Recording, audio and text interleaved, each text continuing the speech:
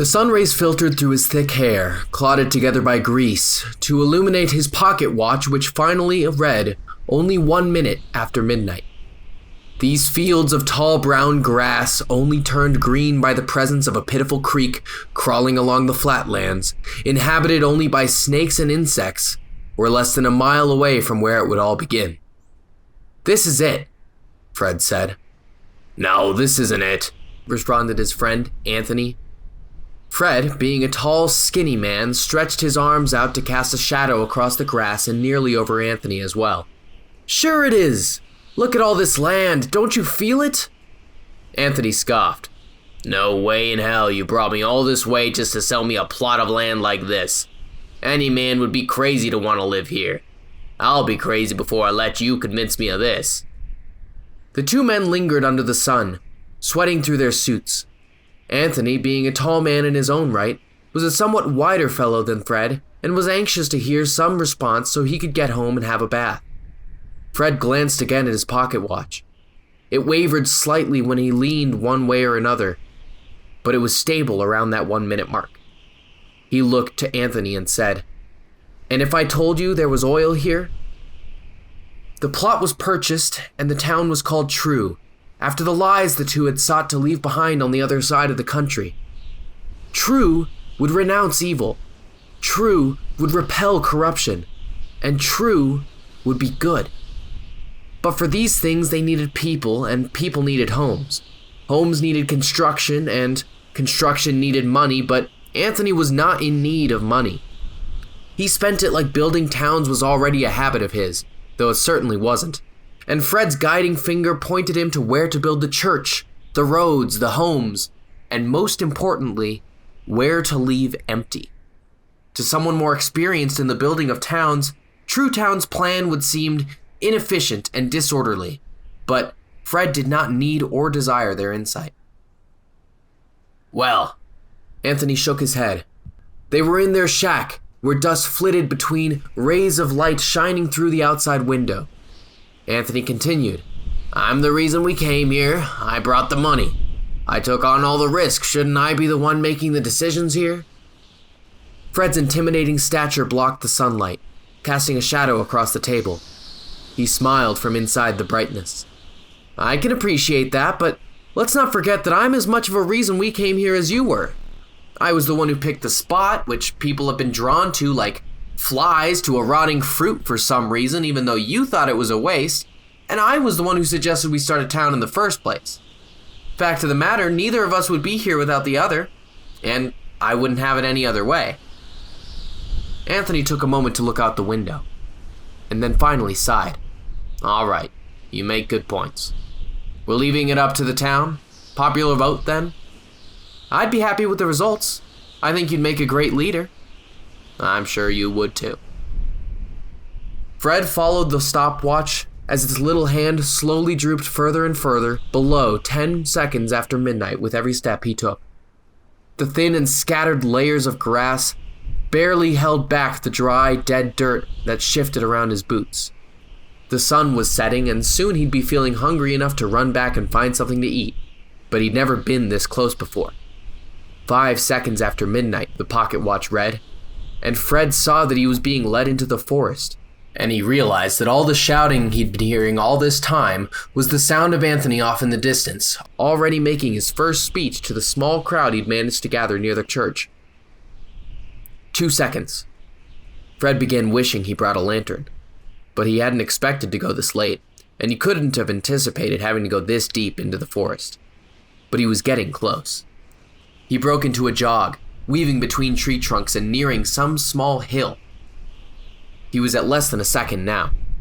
He knew it was within eyesight, but even while squinting, he couldn't make out anything other than the same dense foliage and animal droppings that were scattered all over this ground. He walked around the area while his gaze wandered, and suddenly had to step out and regain his balance as he nearly fell directly into it. He heard bits and pieces from the speech back in town. The word "oil" reverberated throughout the air. Fred stared directly below him into a pitch-black hole in the ground, tunneling who knows how deep. He was satisfied with his work, but Anthony's speech told him that he still had far more to worry about. The shabby shack Anthony and Fred had built together, the first true construction of True Town, remained relatively untouched. They were the only two to enter the building in the 3 months since the town had appeared out of nowhere, in the middle of nowhere. Anthony entered the shack in order to meet his friend for the first time since the two had started living apart, back when they'd decided it would be inconvenient to sleep near each other now that they were political rivals. "Fred!" Anthony shouted as he kicked the door open for dramatic effect. Fred pushed back his chair and acted startled, shouting, "What do you want, you bastard?" The two shook hands with smiles, and Anthony took a seat, placing his bowler hat upon the dark oak table, warped by the condensation of glasses of beer. "What's this about, then?" he asked.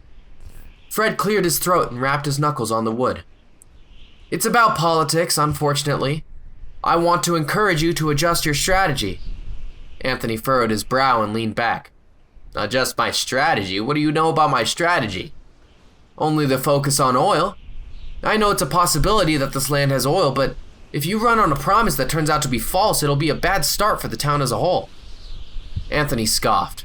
"Well, I built this town on the promise of oil, so I would hope it isn't false." "I was clear with you that that was just a suspicion, all right? An estimate made from a map, not from the ground. It isn't an exact science."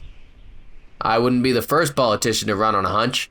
Anthony shrugged and reflexively waved his hands to dismiss Fred's immediate response. "True Town! It's in the name!" "I disagree. Well, may the best man win. I'll see you in a few." Anthony lifted his bowler cap and placed it on his head. "Wait, not yet. What are you doing?" "I'm running with every tool at my disposal, all right? I plan to excavate for oil immediately upon my win, so what's the point in hiding it? I want to be transparent. It's in the name." Fred shook his head. "Sit back down." "No, sir. This isn't gonna be a problem." Fred felt as though there might have been a mosquito in the room. He swatted at his neck and stood, resisting the urge to grab Anthony by the shoulders and push him back into his seat. "Let's discuss it further."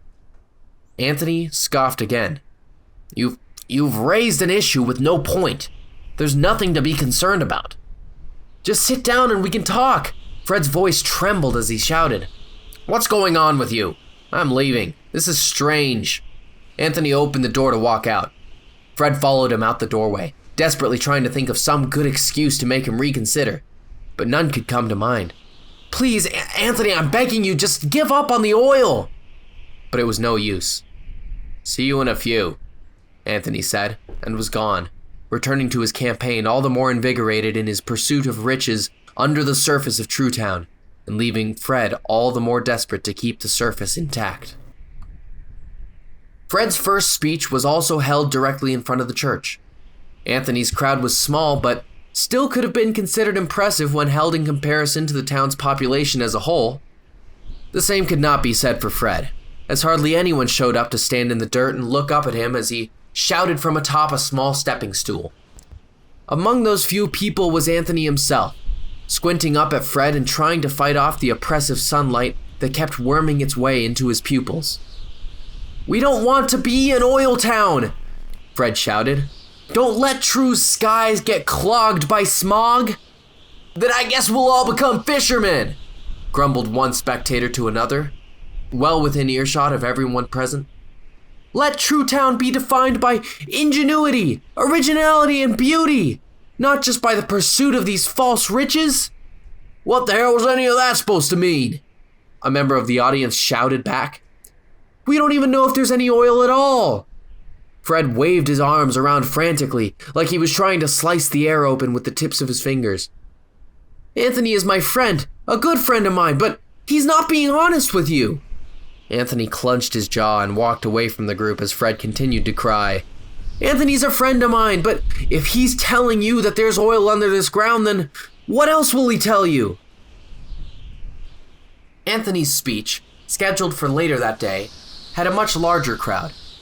It was largely amplified by those who were less interested in the political technicalities of his candidacy and more interested in the potential drama spouting from the two friends' newborn rivalry.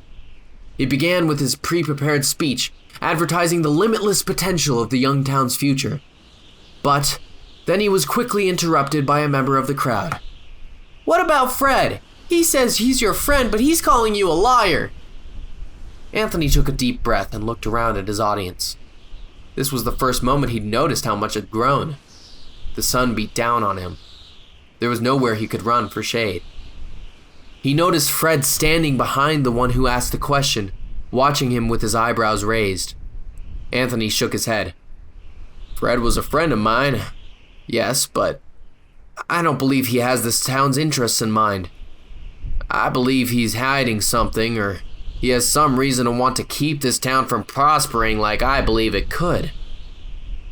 The small crowd erupted into questions. Anthony heard the word "was" repeated back at him as if he'd spoken into a microphone that was going to feed him back feedback until his ears bled. He found he was quickly growing overstimulated, and so he spoke to shut off the noise. "Anyone who doesn't want the best for True Town is no friend of mine. Our future is in oil. That's all there is to it." Anthony couldn't read Fred's reaction from up on his podium, with the sun in his eyes. Was he angry? Was he holding back tears? There was no way to tell, but Anthony found himself struggling to imagine an expression that wouldn't break his heart. In a way, he felt the sun had spared him. Fred requested a meeting again, the evening the ballots would be cast. Anthony was tempted to decline, but there was still hope in his heart that the two could resolve their differences. They met at the old shack. Fred leaned up against the side and gave him a grin when he came into view, the rays of the sunset slowly fading behind the trees of the forest that loomed in the background. "I am glad you wanted to meet," said Anthony. Fred nodded and pushed off the shack to stand up straight. "Sure, I just wanted to figure some things out now that we'll know the results tomorrow. Whoever ends up in charge, they're gonna have a lot of control over this town." "Right." Anthony nodded. He wanted to appear humble, so he didn't mention that it was overwhelmingly likely that he would be crowned as mayor the next day. The vast disparity in the crowd sizes and the singular poll that had been cast determined this to be the case. His positions and disposition were simply far more popular than Fred's. "I wanted to give you the opportunity to reconsider your plans around drilling for oil. Fred motioned for Anthony to follow him as he began walking into the forest. Anthony followed closely behind with his hands in his pockets as he said, "I've considered it enough. There's nothing to lose and everything to gain." The forest trees shivered in the cool wind, helplessly watching the two men enter their territory. "You don't know what's underground here." Anthony scoffed in disappointment at how little their discourse had progressed after all these days. "And you don't know that there isn't oil. We're talking in circles. If this is all you want to talk about, then I'll see you in a few. But can't we just set this aside and move on?" "So you've decided?" "Yes." "Fine." The two dug deeper into the woods, where the trees were so dense and the light was so scarce that they could only see as far as where they'd be in the next few seconds. They walked forwards anyway, and soon entered a small opening where trees were more scattered. "You remember where I'm from?" Fred asked. "I remember. You're European originally, right?" "Technically, yes, but I'm actually from somewhere closer to here than Europe." "How's that work?" "I can't explain. It's all a little confusing, I guess." Anthony stopped walking forward and looked at Fred with concern, trying to see if he could catch a bead of sweat dripping down his neck, some sign of a fever. "Are you feeling all right?" "Yeah. Look at this spot over here. I found something." Fred pointed towards a place a few feet forward in the ground, obscured by leaves. "What is it?" Anthony asked as he stepped in front of Fred to take a look. Fred sighed. "I guess I just wanted to say I haven't been fully honest with you about everything. I'm sorry." And with that, Fred shoved Anthony forwards. Leaves fell away as he crashed through them. Anthony tumbled into the pitch-black darkness, hitting the walls of the cave and being thrown this way and that, deeper and deeper, till Fred could tell from just the sound that he'd be unconscious before he reached the bottom, however far that was. The light around the hole in the ground shimmered briefly, like a mirage emanating from the darkness, and from somewhere deep underground, a soft screeching came, like a tea kettle coming to boil. only to fade away into the sound of the wind as soon as it appeared. The trees shivered, the sun hid away, and Fred returned to town to take care of business. In 2 days, Fred returned. He came holding a top hat, weaving back and forth through the trees with a solemn look on his face. When he reached the clearing, he saw the dark figure of a man hovering near the cave. This man looked lost. "Anthony?" Fred said. The man seemed to perk up at the name and slowly turned his head to face him. Fred approached. "Thank you for everything, Anthony. I needed you. I still need you." He slowly approached the man while watching his step meticulously, so no stray twig could send him falling into his path. "It's gonna be horrible, you know, having to live like this. Every day I'm gonna be seeing you in the eyes of others. That's my burden now." Then, Fred lifted the top hat to the man's eye level, keeping it at arm's length. "This is the mayor's hat. I'll be taking on the mayor's duty, but this is yours. You earned it, Fred. You're the mayor now." Fred took one last cautious step forward and looked the man in his glossy eyes. Already his flesh looked looser, ready to slide right off or wrap around the flesh of another. Fred lowered the hat, gently, lovingly, onto the man's head. It fit perfectly. The man made no effort to take it off. Fred backed away from him, making sure not to turn around, and gave the man a teary-eyed nod with a smile.